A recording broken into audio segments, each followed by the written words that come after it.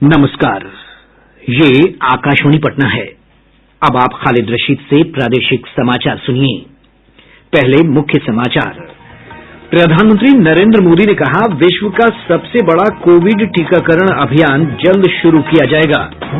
स्वास्थ्य मंत्रालय ने कोरोना महामारी से रक्षा के लिए लोगों को कोविड टीके की पूरी डोज लेने की सलाह दी। स्वास्थ्य मंत्री मंगल पांडेय ने कहा, राज्य में टीकाकरण की तैयारी पूरी, केंद्र के दिशा निर्देश और मार्गदर्शन में चलाया जाएगा अभियान। और कोविड दिशा निर्देशों के अनुपालन के साथ प्रदेश के स्कूल और कॉलेज समेत सभी शैक्षणिक संस्थान खुले। बुलेटिन की शुरुआत इस संकल्प के साथ, कोविड-19 महामारी के खिलाफ देश एकजुट होकर लड़ रहा है। आप भी हमारे साथ सुरक्षा और बचाव के 3 आसान एहतियाती उपायों का संकल्प लें। कोविड-19 से बचाव और सुरक्षित रहने के 3 उपाय। मास्क लगाएं, 2 गज दूरी है जरूरी, सुरक्षित दूरी रखें, हाथ और मुंह साफ रखें। अब समाचार विस्तार से।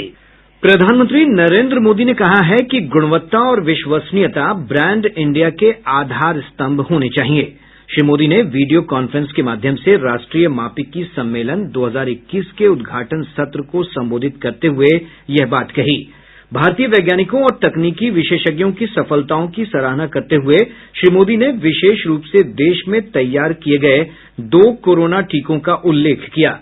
प्रधानमंत्री ने कहा कि देश में शीघ्र ही विश्व का सबसे बड़ा टीकाकरण अभियान शुरू किया जाएगा। नया साल अपने साथ एक और बड़ी उपलब्धि लेकर आया है। भारत के वैज्ञानिकों ने एक नहीं 2 made in India Covid vaccine विकसित करने में सफलता पाई है। भारत में दुनिया का सबसे बड़ा कोविड वैक्सीन प्रोग्राम भी शुरू होने जा रहा है। इसके लिए देश को अपने वैज्ञानिकों के योगदान पर बहुत गर्व है। प्रधानमंत्री ने कहा कि उद्योग और संस्थानों के बीच बेहतर सहयोग स्थापित करने के सरकार के प्रयासों के फलस्वरूप देश में कई विश्व स्तरीय अनुसंधान केंद्रों की स्थापना हुई है। उन्होंने कहा कि सरकार के प्रयासों से भारत इस समय विश्व नवाचार रैंकिंग में पहले 50 देशों में शामिल है। श्री मोदी ने कहा कि वैज्ञानिक और औद्योगिक अनुसंधान परिषद तथा अन्य वैज्ञानिक संस्थाओं ने मिलकर वैश्विक महामारी का हल खोज निकाला है। उन्होंने कहा कि कोरोना संकट में वैज्ञानिक संस्थाओं की भूमिका की देश ने सराहना की है। इन वर्षों में इस संस्थान की अनेक महान विभूतियों ने देश की उत्तम से उत्तम सेवा की है। यहां से निकले समाधानों ने देश का पथ प्रशस्त किया है। CSIR, NPL ने देश के विकास के साइंटिफिक एवोल्यूशन और इवैल्यूएशन दोनों में अपना अहम रोल निभाया है।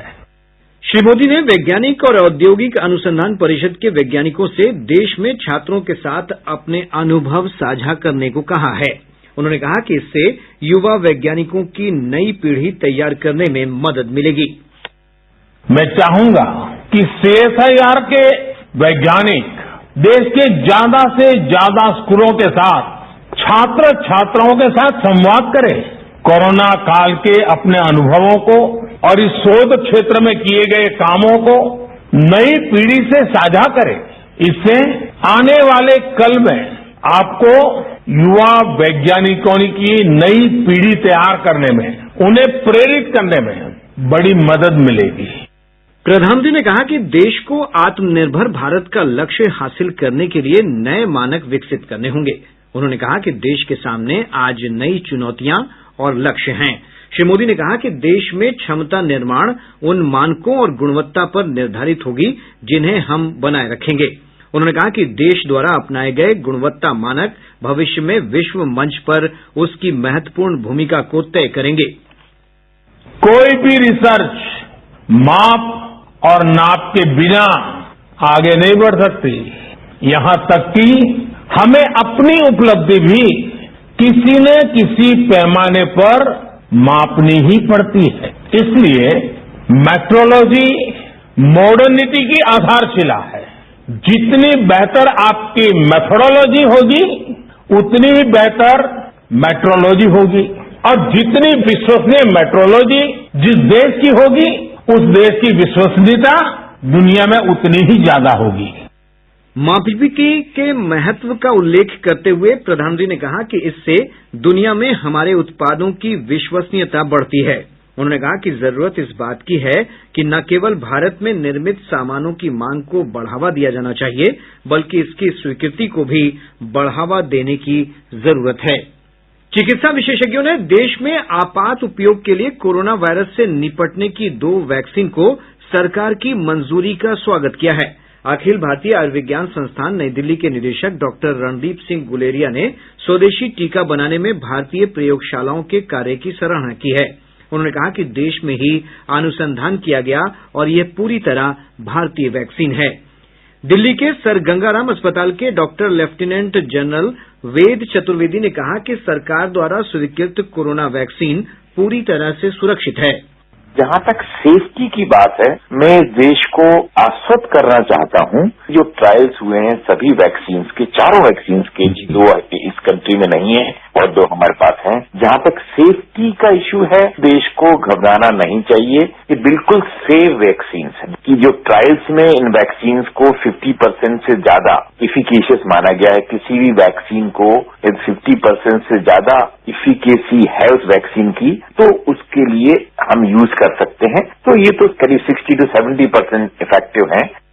नीति आयोग में स्वास्थ्य संबंधी मामलों के सदस्य और कोविड कार्यबल के प्रमुख डॉक्टर विनोद पॉल ने कहा है कि टीके की खोज देश के लिए बड़ी उपलब्धि है। 2 वैक्सीन का एसेंशियल होना, अधिक होना बहुत बड़ी उपलब्धि है देश के लिए, बहुत गर्व का दिन है। और जो कोरोना के खिलाफ हमारी लड़ाई है, पेंडेमिक है, उसको अल्टीमेटली रोक के खत्म करने के लिए बहुत बड़ा कदम आज सामने है। हमें ये लेकर चलना है कि दोनों वैक्सीन में जो परमिशन मिली है वो इमरजेंसी यूज की जो मिली है, और उसमें थोड़ा फर्क है। जो सीरम वैक्सीन को इश्यू है उसके बारे में साधारण कंडीशन हैं जो कि हम इमरजेंसी यूज में लेते हैं। एम्स के निदेशक डॉक्टर रणदीप गुलेरिया ने कहा है कि कोविड का टीका शुरू में कोरोना योद्धाओं जैसे प्राथमिकता वाले समूहों को लगाया जाएगा। विश्व स्वास्थ्य संगठन ने भी 2 वैक्सीन के उपयोग की अनुमति देने के भारत के फैसले का स्वागत किया है। संगठन की क्षेत्रीय निदेशक डॉक्टर पूनम खेत्रपाल सिंह ने कहा कि विश्व स्वास्थ्य संगठन दक्षिण पूर्व एशिया क्षेत्र में कोविड वैक्सीन के आपात उपयोग की अनुमति दिए जाने का स्वागत करता है। डॉक्टर सिंह ने कहा कि इससे क्षेत्र में कोविड महामारी से लड़ाई में मदद मिलेगी। प्रादेशिक समाचार आप आकाशवाणी पटना से सुन रहे हैं। केंद्र सरकार ने कहा है कि भारत में स्वीकृत कोविड का टीका अन्य देशों में विकसित किए गए किसी भी वैक्सीन के समान कारगर है। मंत्रालय ने कहा है कि कोविड का टीका स्वैच्छिक होगा, परंतु ये सलाह दी गई है कि इस महामारी से रक्षा के लिए लोगों को कोविड टीके की पूरी डोज लेनी चाहिए।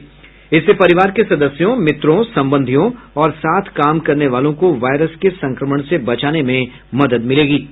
स्वास्थ्य मंत्री मंगल पांडेय ने कहा है कि राज्य में कोविड-19 के टीकाकरण के लिए तैयारी पूरी कर ली गई है। श्री पांडेय ने कहा कि केंद्रीय स्वास्थ्य मंत्रालय के दिशा निर्देश और मार्गदर्शन में राज्य में टीकाकरण अभियान चलाया जाएगा। उन्होंने बताया कि टीकाकरण के लिए केंद्र से पूरी तकनीकी मदद मिल रही है। श्री पांडेय ने कहा कि वैक्सीन के रखरखाव के लिए स्वास्थ्य मंत्रालय से मिले 980 से अधिक उपकरणों को विभिन्न जिलों को आवंटित कर दिया गया है। स्वास्थ्य मंत्री ने कहा कि टीकाकरण के लिए 5 सदस्यीय टीम का गठन किया गया है। उन्होंने बताया कि प्रथम चरण में कोविड पोर्टल पर निबंधित 4,42,195 लाभार्थियों को ये टीका दिया जाएगा। श्री पांडेय ने कहा कि टीकाकरण के लिए 65,000 टीकाकर्मी चिन्हित किए गए हैं, जिनकी सेवा आगे ली जा सकेगी।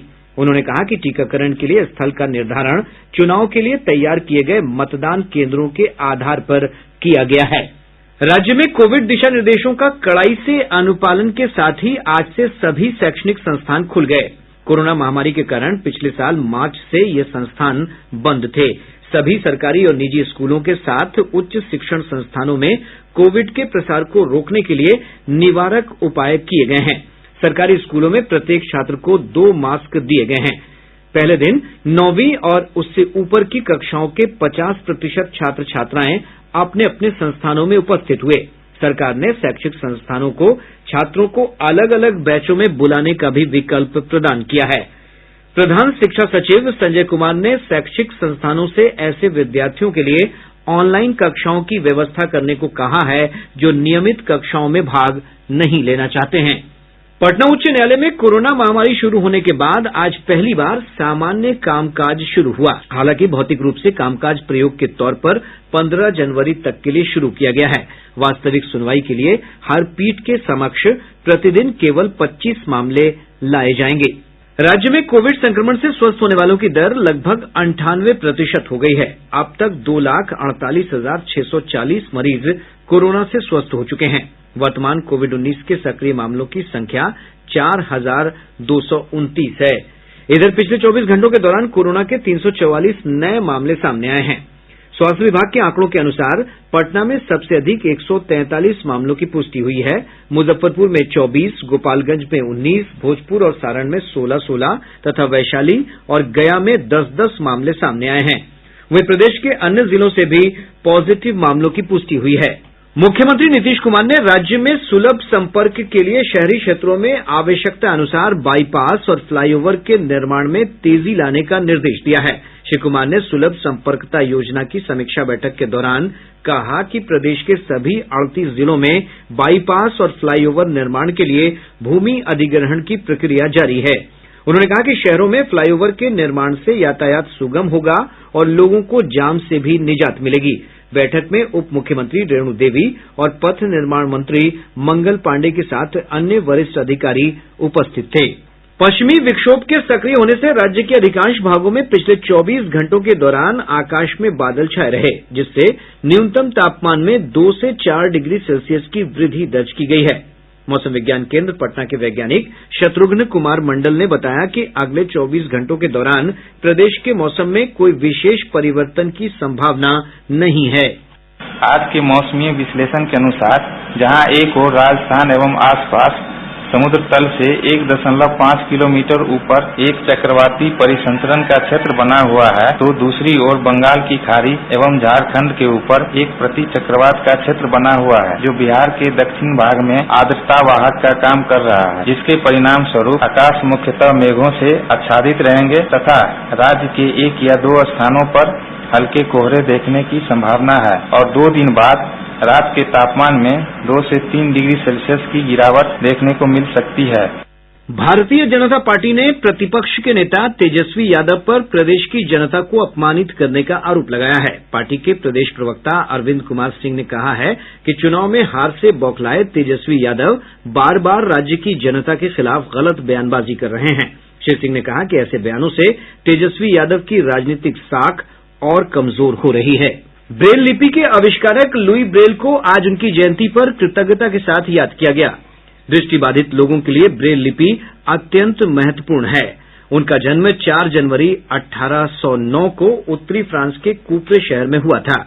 इस अवसर पर बिहार नेत्रहीन परिषद की ओर से पटना के अंतरज्योति बालिका विद्यालय में समारोह आयोजित कर लुई ब्रेल को याद किया गया। इस अवसर पर परिषद के सचिव रमेश प्रसाद सिंह ने कोरोना काल में भी नियमित रूप से ऑनलाइन माध्यम से छात्राओं के अध्यापन कार्य को जारी रखने के लिए सभी शिक्षक और शिक्षिकाओं को धन्यवाद दिया। प्रदेश के अन्य भागों में भी ब्रेल जयंती पर कई कार्यक्रमों का आयोजन किया गया। राष्ट्रीय जनता दल ने विधायक समीर महासेठ को विधानसभा में पार्टी का सचेतक बनाया है। पार्टी ने आज इसकी घोषणा की। धन शोधन के आरोप में कटिहार जिले के चौधरी मोहल्ला से गिरफ्तार 5 अफगानी नागरिकों को पूर्णिया सेंट्रल जेल से कटिहार मंडल कारा में भेज दिया गया है। बक्सर जिले के सिमरी और चक्की प्रखंडों में दिव्यांगजनों के विभिन्न न्यायिक मामलों की सुनवाई के लिए चलंत न्यायालय का आयोजन किया गया। इस दौरान 400 से अधिक मामलों का निष्पादन किया गया। और अब अंत में मुख्य समाचार एक बार फिर। प्रधानमंत्री नरेंद्र मोदी ने कहा, विश्व का सबसे बड़ा कोविड टीकाकरण अभियान जल्द शुरू किया जाएगा। स्वास्थ्य मंत्रालय ने कोरोना महामारी से रक्षा के लिए लोगों को कोविड टीके की पूरी डोज लेने की सलाह दी। स्वास्थ्य मंत्री मंगल पांडेय ने कहा, राज्य में टीकाकरण की तैयारी पूरी, केंद्र के दिशा निर्देश और मार्गदर्शन में चलाया जाएगा अभियान। और कोविड दिशा निर्देशों के अनुपालन के साथ प्रदेश के स्कूल और कॉलेज समेत सभी शैक्षणिक संस्थान खुले।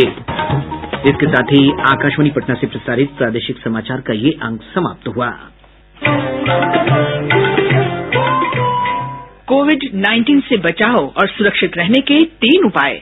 मास्क लगाएं, 2 गज दूरी है जरूरी, सुरक्षित दूरी रखें, हाथ और मुंह साफ रखें।